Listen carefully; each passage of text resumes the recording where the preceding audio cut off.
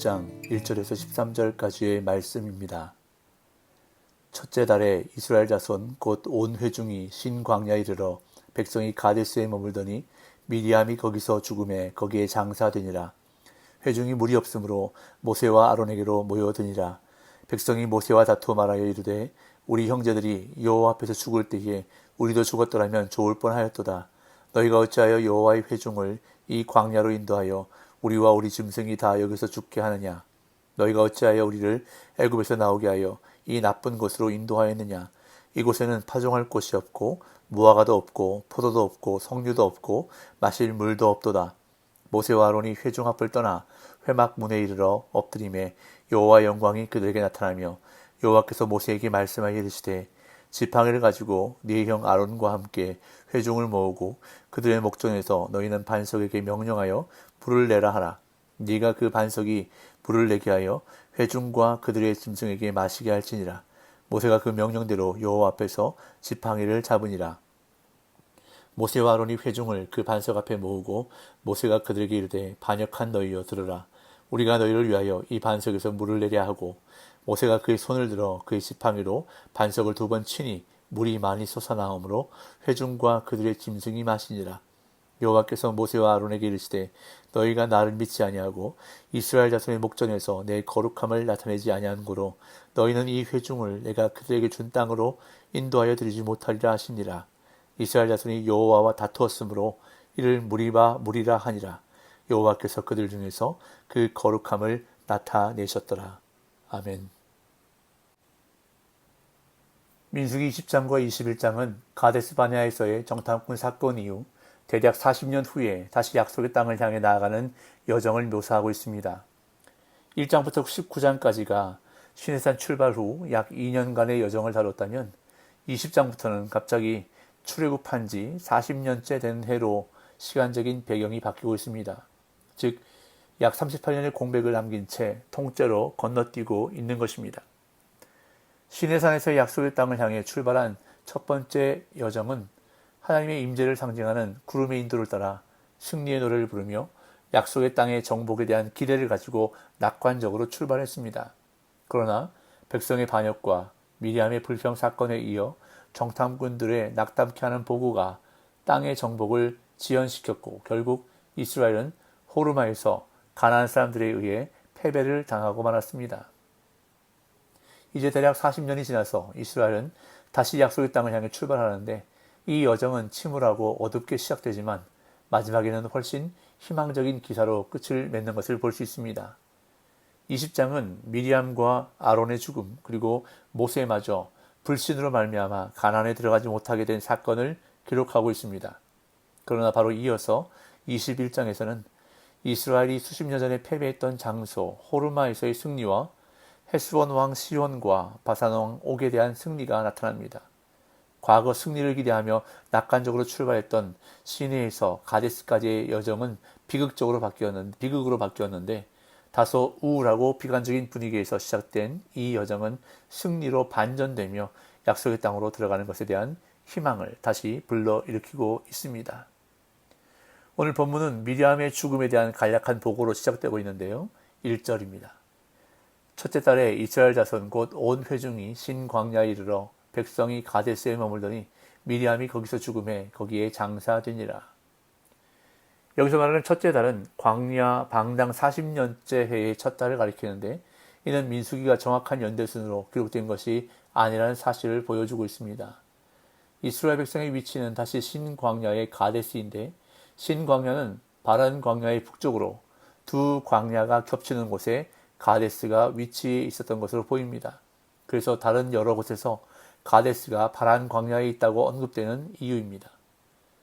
이스라엘은 정탐꾼 사건 후 징계를 받아 해안 쪽으로 방향을 틀어 방랑하다가 다시 가데스로 돌아온 것입니다.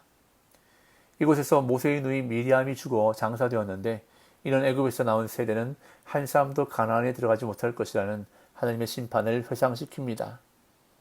그런데 이곳에서 마실 물이 없자 이스라엘 회중이 다시 모세와 아론을 원망하기 시작합니다. 2절에서 5절.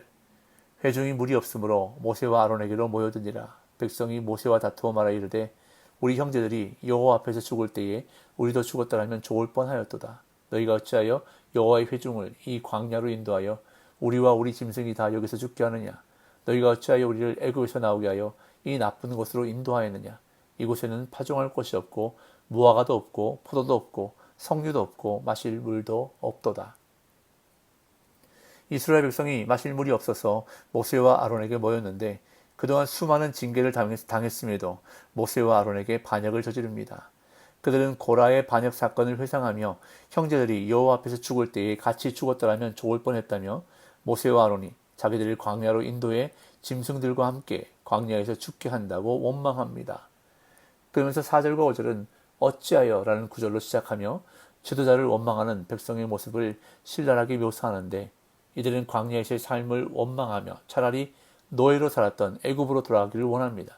애굽이 훨씬 좋은 땅이었고 이 광야는 나쁜 곳이며 농사도 지을 수 없고 과실 수도 없으며 물도 없는 사막이라는 것입니다. 반역들 중에 가장 큰 반역인 반출애굽 주제가 또 나타나고 있습니다. 이에 모세와 아론이 백성의 원망을 듣고 회막문에서 엎드리자 하나님의 영광이 그들에게 나타났습니다. 6절에서 8절. 모세와 아론이 회중 앞을 떠나 회막문에 이르러 엎드림에 여호와의 영광이 그들에게 나타나며 여호와께서 모세에게 말씀하여 이르시되 지팡이를 가지고 네 형 아론과 함께 회중을 모으고 그들의 목전에서 너희는 반석에게 명령하여 물을 내라 하라. 네가 그 반석이 물을 내게 하여 회중과 그들의 짐승에게 마시게 할지니라. 백성들이 원망하고 불평하자 모세와 아론은 그들을 떠나 회막문으로 가서 엎드렸습니다. 이들은 성난 회중이 두려워 엎드린 것이 아니라 하나님께 문제를 아뢰고 말씀을 드리려고 엎드린 것입니다. 그러자 하나님의 영광이 그들에게 나타나 모세에게 명하시기를 지팡이를 가지고 아론과 함께 회중 앞에서 반석에게 명령하여 물을 내라고 말씀하셨습니다. 여기에서 주목해야 할 것은 하나님의 지시는 단순히 반석을 향해 명령만 하라는 것이었습니다. 그 다음은 하나님께서 당신의 능력으로 바위에서 물이 솟게 하실 것인데 그 물은 모든 사람뿐 아니라 그들의 가축들까지 마시기에 충분할 만큼 넉넉히 솟을 것이라 말씀하십니다. 이에 모세는 하나님의 명령대로 지팡이를 잡았습니다. 9절에서 11절. 모세가 그 명령대로 여호와 앞에서 지팡이를 잡으니라. 모세와 아론이 회중을 그 반석 앞에 모으고 모세가 그들에게 이르되 반역한 너희여 들으라. 우리가 너희를 위하여 이 반석에서 물을 내랴 하고 모세가 그의 손을 들어 그의 지팡이로 반석을 2번 치니 물이 많이 솟아나오므로 회중과 그들의 짐승이 마시니라. 모세는 하나님의 명령을 온전히 수행하지 않고 부분적으로만 수행했습니다. 모세는 지팡이를 가지고 아론과 함께 회중을 모은 다음 그들의 목전에서 반석에게 명령해 물을 내라는 하나님의 명을 받았습니다. 하지만 모세는 반석에게 명령하는 대신 백성에게 말했습니다. 반역한 너희여 들으라. 우리가 너희를 위하여 이 반석에서 물을 내랴. 회중을 향해 반역한 너희여 라고 부르는 모세의 말 속에는 이스라엘을 향한 분노의 감정이 섞여 있었습니다. 모세의 이러한 행동은 명백한 불순종이었습니다. 게다가 물을 내는 일은 하나님이 하시는 일인데 모세는 마치 자신과 아론이 이 기적을 행하는 것처럼 말하고 있습니다. 이처럼 모세는 하나님이 주신 지시를 정확하게 따르지 않으므로 이 기적으로 인해 드러날 하나님의 영광을 가렸습니다. 모세는 손을 들어 지팡이로 반석을 2번 쳤습니다. 분명 하나님의 지시는 지팡이로 반석을 치라는 것이 아니었습니다. 비록 이 행동이 반석에서 물을 나오기는 했지만 하나님이 의도하셨던 방법으로 물이 나온 것은 아니었습니다. 이러한 모세의 행위는 하나님을 믿지 않고 말씀을 거역한 것이었음을 하나님은 말씀하십니다. 12절 13절. 여호와께서 모세와 아론에게 이르시되 너희가 나를 믿지 아니하고 이스라엘 자손의 목전에서 내 거룩함을 나타내지 아니한고로 너희는 이 회중을 내가 그들에게 준 땅으로 인도하여 드리지 못하리라 하시니라. 이스라엘 자손이 여호와와 다투었으므로 이를 무리바 무리라 하니라.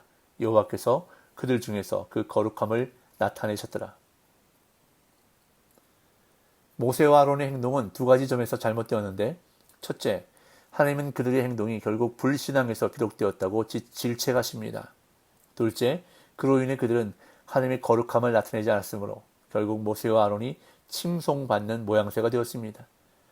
그들의 불신앙과 교만에 대한 대가는 가혹했지만 그들이 백성의 지도자로 모범을 보여주지 못했다는 점에서 그 대가는 정당했습니다. 모세와 아론 둘 다 이 일로 인해 장차 약속의 땅에는 들어가지 못하게 되었습니다. 여호와께서는 물 문제로 여호와와 다투었다는 것을 기억하도록 그곳 지명을 무리바 물이라 칭하셨습니다. 하나님 앞에서 믿음과 순종은 동의어입니다. 모세의 불순종은 결국 믿음의 부재에서 온 것입니다. 모세는 하나님의 주권을 믿지 못하고 자기의 혈기로 반석을 치고 말았는데 하나님은 이것을 믿음이 없는 것으로 보셨습니다. 또한 하나님의 방법대로 하지 않은 것이 하나님의 거룩함을 나타내지 않은 것입니다. 하나님은 결과보다 과정을 더 중요하게 여기십니다. 분노의 상태로 반석을 친 것은 하나님의 방법이 아니었습니다. 모세는 그 결과로 물은 얻었지만 거룩한 방법으로 일하시는 하나님은 놓쳐버렸습니다. 그리고 가나안 땅도 놓치고 말았습니다. 기억하십시오. 믿음과 순종은 동의어입니다. 그리고 하나님은 결과보다 과정을 더 중요하게 여기십니다. 오늘 이 하루도 하나님의 말씀대로 순종하며 살아감으로 믿음과 거룩함을 지키며 사는 복된 날 되시기를 예수님의 이름으로 축복합니다.